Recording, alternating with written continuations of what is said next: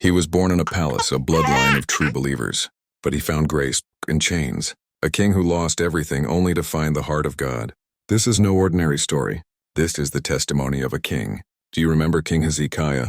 The king whose prayer brought down an army, not by sword but by the power of a prayer. One angel, one night, one act of faith, a victory written by the hand of God. Though Hezekiah was a true believer, his great-grandson, the little King Josiah, had to rebuild the temple and restore true worship.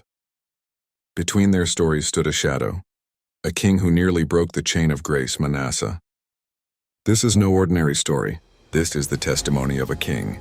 Hezekiah died when Manasseh was only 12 years old, a tender age, caught between innocence and influence.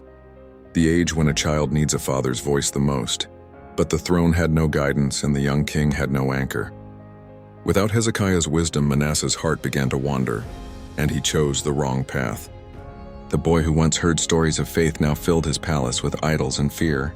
He built altars to foreign gods, bowed to the stars, and turned the temple of the Lord into a place of darkness. He practiced witchcraft and divination.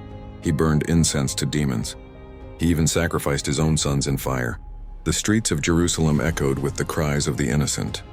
God sent prophets to call him back, but he would not listen. Every warning was mocked, every word of truth silenced. And when mercy was rejected, the very God whom Manasseh had ignored sent the army of Assyria to take him away. Not to destroy him, but to teach him.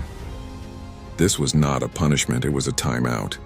Not a sentence of wrath, but a season of reflection. Just as parents give their children space to think, to feel, to grow, God gave his wandering son a time away from the throne, not to shame him, but to shape him.